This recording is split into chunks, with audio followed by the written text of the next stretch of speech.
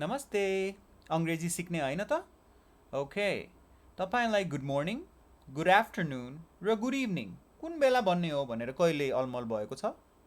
यदि भएको छ भने आजको भिडियो तपाईँको लागि हो आज हामी इङ्ग्लिसका 3 सबैभन्दा धेरै प्रयोग हुने ग्रिटिङ्स सिक्नेछौँ are you ready let's go फर्स्टमा गुड मर्निङ यो बिहान कसैलाई भेट्दा भनिन्छ अब तपाईँको पालो good morning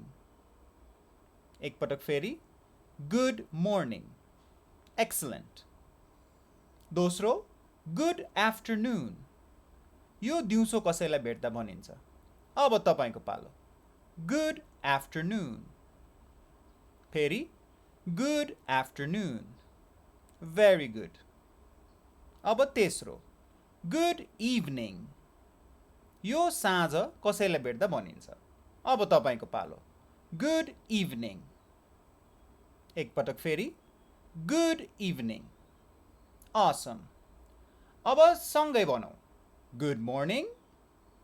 good afternoon good evening धेरै राम्रो